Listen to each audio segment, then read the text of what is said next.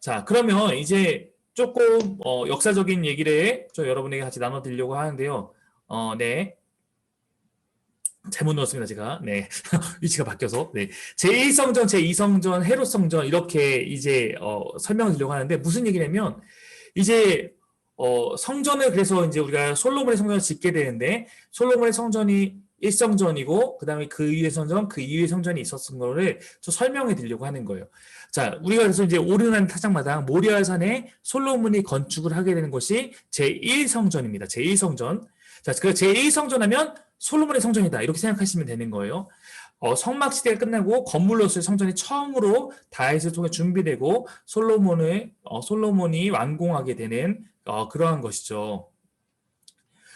근데 이 성전은 바벨론에 의해서 후에 무너지게 됩니다. 바벨론의 포로가 된 그때, 우리가 잘 알다시피 포로가 된 그때 성전이 무너지고 왕과 백성들이 포로로 끌려가게 된 것이죠. 이것이 586년에 있었던 건데, 이게 지금 이 그림이 솔로몬의 성전의 모형도라고 생각하시면 됩니다. 물론 여기 지금 안쪽을 보여주기 위해서 반을 자른 건데, 여기 야긴과 보아스 이렇게 이제 두 개의 기둥이 있고요. 이 전체가 이제 성전, 건물, 만의 지성소 이렇게 되는 겁니다. 그래서 언약궤가 여기 있고요. 이런 식으로 이렇게 되어 있는 겁니다. 앞에 번지단, 바다라는 물이 있고 물두멍이 있고 이런 성전의 모양이 이제 역대기에 기록하고 있는 솔로몬의 성전의 모양을 생각하시면 되는 거예요. 자, 이제 제2성전인데요. 우리가 여기까지도 이제 우리가 함께 여러 번 나왔죠. 바벨론의 포로로 가 있던 그 백성들이 이제 포로로 잡혀 있던 그 사이에 바벨론이 아니라 페르시아라는 나라가 그 땅을 차지하게 되고, 그러니까 페르시아, 즉 바사라고 성경에 표현한 바사왕 고레스의 칙령이 내려져서 유대인들이 귀환을 하게 됩니다. 제가 역대기 첫 번째 설교 시간에 이 부분에 대해서 깊이 다뤘었죠. 그들의 목표가 성전 재건이었고, 이제 그 첫 번째 귀환민들은 스룹바벨을 중심으로 귀환을 하는데, 그것이 BC 537년입니다. 귀환민은 여러 가지 어려움을 겪었다고 얘기했어요. 그러나 그 어려움 속에서 결국에는 성전 재건을 하게 됩니다. 586년에 바벨론에 의해서 멸망했던 성전이 516년에 다시 세워진 거니까 70년 만에 성전이 재건된 것이고, 바벨론 포로가 70년이라고 하는 것은 뭐 어떤 사람마다 기준에 따라서 다른 것을 말하기도 하지만 가장 많이는 이 성전이 무너졌다 다시 세워질까지 70년의 기간을 상징하는 것을 보기도 합니다. 이 성전은 시대적 정황상 솔로몬의 성전에 비해서는 초라하기가 짝이 없었습니다. 탈무드에 의하면 지성소에 언약궤도 속죄소도 없었고, 현관에 아까 했던 솔로몬의 시대에 있던 야긴과 보야스라는 두 기둥도 없었다고 할 정도입니다. 그러니까 이게 흔히 말해서 정말 좀 이렇게 쉽게 말하면 솔로몬의 성전은 휘황찬란한 성전이었으면 이 귀한민 성전은 누더기 성전, 정말 있는 것 다 털어서 지은 그런 성전이었죠. 그러나 이 성전이 당시 귀환민들에게 신앙의 중심 역할을 하였습니다. 이 성전이 이제 제가 지난번에도 말씀드렸는데, 이제 이 성전을 짓고 이 귀환민들이 이렇게 살아가는 것까지가 구약의 마지막이고, 이 말라기 선지자가 이때 활동한 이후로 400년 동안 침묵기, 하나님께서 어떠한 것도 말씀을 주시지 않았다가 400년이 지난 이후에 이제 세례 요한이 등장하면서 이제 메시아가 오실 것이다 하면서 구약 신약이 열려서 요 침묵기가 400년이라고 했는데, 이거를 이제 침묵기 신구약 중간기라고 부릅니다. 이 신구약 중간기 시대에 어떤 일이 있었냐면, 이스라엘이 이제 독립운동을 하는 일이 벌어집니다. 독립운동 하는데, 이 독립운동 하는 건 어떠냐면, 원래 페르시아가 다스리고, 그 다음에는 이스라엘 땅을 헬라가 다스리다가, 그때 헬라가 이제 지배력이 약해진 그때에 독립운동을 하고, 독립전쟁을 벌이게 됩니다. 이때 이제 이 성전이 더럽혀진다는 것은 성전에 막 우상을 위한 것들이 들어오고, 돼지 피가 뿌려지고, 막 이런 일이 벌어지거든요. 그리고 파괴되는 일이 발생합니다. 그래서 BC, 예수님이 오시기 63년에서 62년쯤에 로마의 폼페이우스에 의해서 성전이 파괴가 됩니다. 근데 이 파괴된 성전을, 제2성전을 헤롯이 리빌딩 합니다. 개축, 혹은 증축, 재건, 이렇게 표현하는데요. 그래서 성경 공부 시간에 우리가 제2성전기다라고 하면은 귀환민들이 성전을 재건한 아까 얘기했던 516년, BC 516년부터 이 헤롯이 지었던 성전, 재건한 성전이 무너졌던 AD 70년, 예수님이 오신 이후의 70년까지 이 기간에 제2성전기라고 부르는 것입니다. 그러니까 제2성전기는 스룹바벨이 지은 성전 시대부터 헤롯이 개축한 성전 시대 끝까지가 제2성전기.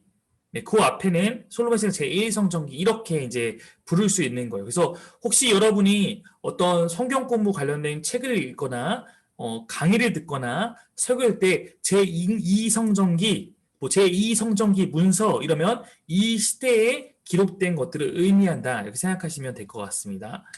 자, 이제 헤롯 성전을 좀 설명드릴게요. 누군가는 헤롯 성전을 제3성전이라고 부르지만 유대교의 공식적인 입장에 따르면 이것은 제3성전이 아닙니다.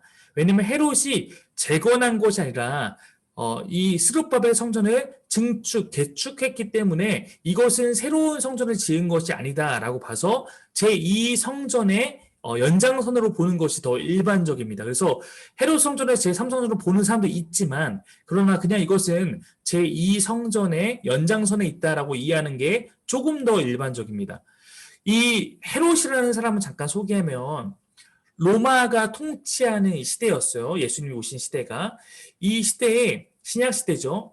이두메라는 지역, 에돔입니다. 이두메 출신의 헤롯이라는 사람이 있었는데 이 사람이 로마의 황제였던 아우구스투스 황제에게 인정을 받아서 이 로마가 땅이 굉장히 컸으니까 로마 땅 중에서도 지금 이 이스라엘, 팔레스타인이라고 불려지는 이 지역은 로마에게 있어서는 가장 저쪽 경계선에 있는 지역이었어요. 그러니까 그 지역에 피곤하고 다스리기 일도 많고 이런데 그 지역을 이제 일부러 통치하는 분봉왕, 즉 황제의 허락하에서 나라의 일정 지역을 다스리는 군주로 이 헤롯이 지명을 받게 됩니다. 그러니까 이제 로마에서 총독을 파견하는 총독이 다스리는 직할시들이 있었고, 예, 총독이 아니라 이제 어떤 부분은 자치 통치를 하는 그런 지역이 있었는데 자치 통치를 하는 곳이 바로 이 헤롯이 다스리는 이 지역이라고 생각하시면 됩니다. 그는 에돔 출신이었어요. 그래서 선조가 개종해서 유대인이 된 반쪽짜리 유대인이었습니다. 헤롯이. 그래서 그는 유대의 하스몬 왕가의 딸 마리암니와 결혼을 하고 예루살렘의 그 회파되어 있는 성전을 증축하고 보수하고 재건함으로써 유대인들에게 환심을 얻으려고 했던 거예요. 그러니까 정치적인 이유로서. 그는 뭐 종교성이 뛰어난 사람이 아니라 정치적인 이유로서 유대인들에게 환심을 얻기 위해서 이 스룹바벨 성전이 무너져 있는 것을 다시 이렇게 복원합니다. 이것을 언제부터 시작하냐면 헤롯 대왕이 예수님보다 먼저 이제 인물이거든요. 먼저 시대 인물이거든요. 이제 20년, 예수님이 오시기 20년 전부터 제2성전에 대한 재건 사업을 시작합니다.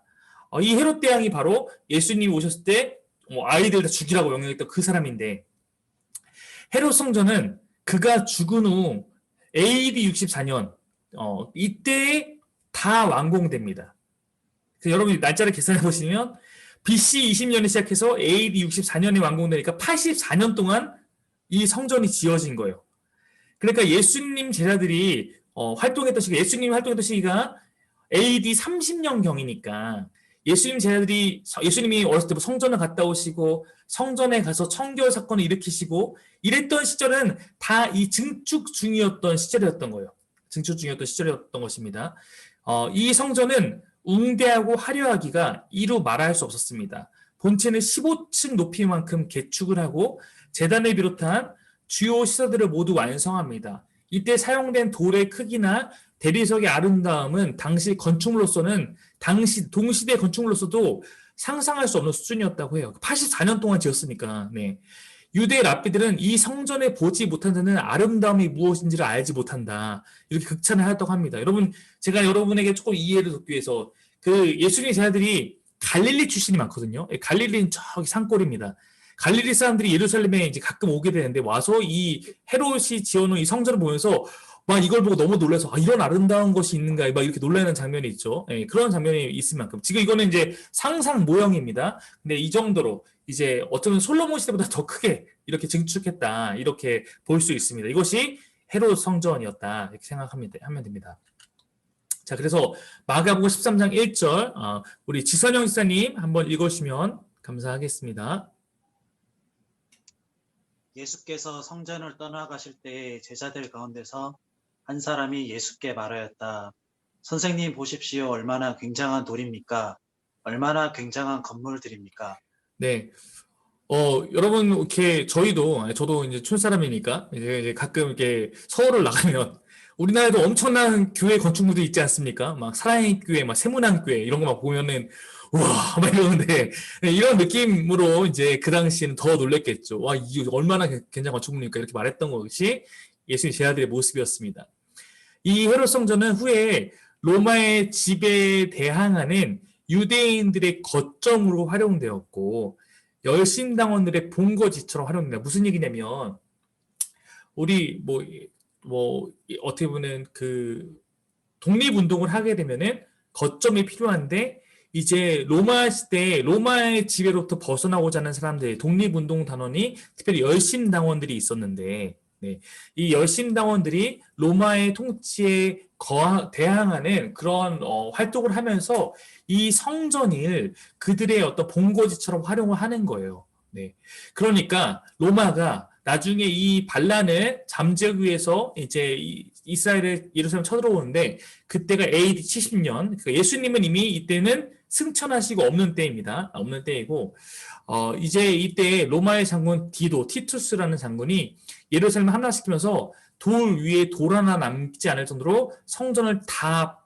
파괴해버립니다. 이 파괴한 성전은 이제 제2성전이 되는 거예요. 다시 여러분 기억 더듬으면 스룹바벨이 지었고 후에 좀 무너졌던 것을 헤롯이 보수했던 그 성전을 다시 티투스가 다 파괴해서 돌 위에 돌 하나 남지 않도록 다 무너뜨렸다. 그래서 예수님의 예언대로 이 완공이 여러분 AD 64년이었으니까 완공 다 해놨더니 6년 만에 쳐들어와서 다 부셔버린 거예요.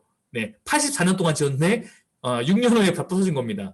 그래서 이때 지었던 성전에 성전벽이 아니고요. 성전을 둘러싸고 있는 그 서쪽 벽에 남은 잔해가 지금의 통곡의 벽이 된 겁니다. 네, 그래서 우리가 이제 이스라엘 예루살렘에 성지순례를 가게 되면 여기를 꼭 들리잖아요. 이것이 바로 통곡의 벽이다. 자, 마태복음 24장 2절 말씀 진영 선생님께서 한번 읽어주십시오. 대답하여 이르시되 너희가 이 모든 것을 보지 못하느냐? 내가 진실로 너희에게 이르노니 돌 하나도 돌 위에 남지 않고 다 무너뜨려지리라. 네, 예수님께서 제자들이 성전의 웅장함을 보고 이야기했을 때 바로 그때 하셨던 예언이잖아요. 너희가 이것을 보고 있는데 돌 하나도 돌 위에 남지 않고 다 무너질 것이다 라고 했던 예언이 예수님께 승천하신 이후에 이렇게 이루어졌다라는 것입니다. 자, 그럼 우리 여기까지만 이제 성전에 대해서 알고 있는데 그 후 그 무너진 성전의 자리에 로마 황제인 하드리아누스가 로마식 신전을 세웠어요. 근데 다시 여기를 누가 나중에 쳐들어오면 이제 이슬람이 막 이게 유럽을 그쪽까지 막 쳐들어오지 않습니까? 그때 7세기에는 이제 이슬람이 예루살렘을 정복하고 거기다가 이제 이슬람식 사원을 세웠는데 이것이 여러분이 지금 이스라엘에 가면 볼 수 있는 황금색 모양의 돔. 이것이네. 여기가 이슬람 3대 성지예요. 지금 이런 모양으로 있죠. 지금 이게 현재의 모습입니다. 예. 이게 현재 가면 여러분 볼 수 있는 그런 모양인 것이고, 지금 통곡의 벽이 여기가 통곡의 벽인 거예요. 요만큼. 여기 와갖고 이렇게 통곡의 벽이 켜놓고 있는 거고, 이게 이슬람 사원, 황금 사원이라고 부르는 그 황금 돔인 것입니다.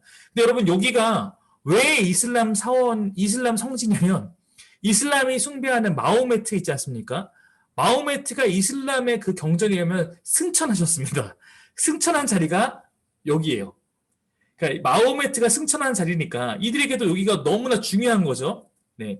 왜냐면 이제 아시겠지만 그 이슬람의 그 성경이 아브라함도 인정하고 알라라는 신도 인정하는데 거기서 우리가 믿는 성경에서는 아브라함이 이삭을 이 모리아산에 바쳤지만 거기서는 그들은 이스마엘을 바쳤고 이스마엘이 여기서 승천했으니까 그들의 경전에서 여기가 너무 중요한 성지인 거예요. 그래서 3대 성지 가운데 하나이기 때문에 이들이 여기다가 이 사원을 짓게 된 겁니다. 네, 이것이 이제 이 이후에 큰 이제 논쟁과 충돌을 갖고 오게 됐고 제가 이제 그 이야기는 다음 주에 하려고 하는데 제3성전 운동이 뭐냐면 바로 이 지금 바위의 돔이라고 불리는 이 황금성 이스라엘을 찾아보는 저 성전산에 그 성전을 다시 건립하는 것을 목표로 하는 것이 제3성전 운동인데 이것에 대한 영화도 있어요. 제가 이 영화를 보고 싶은데 이 영화가 DVD도 안 나오고 이래서 지금 제가 구해서 볼 수는 없고 제가 유튜브에서 그냥 이거에 대한 10분 정도의 간략한 영상 봤는데 이거에 대해서 제가 지금 조사를 많이 해놨거든요. 그래서 요 운동 관련해서 오늘 회복 운동, 백투 예루살렘이나 뭐 시오니즘, 알리야 운동 이런 것을 다음 주에 다뤄보도록 하겠고 특별히 트럼프가 고레스인가? 이게 정말 여러분 생뚱맞은 소리 들릴 수 있겠지만 그 제2성전을 지으라고 명령했던 바사왕 고레스가 있었던 것처럼 생각보다 많은 사람이 트럼프가 제2의 고레스가 되어줄 거라고 기대하고 있었습니다. 네, 그런 운동에 대한 이야기까지 제가 다음 주에 같이 나눠드리도록 그렇게 하겠습니다.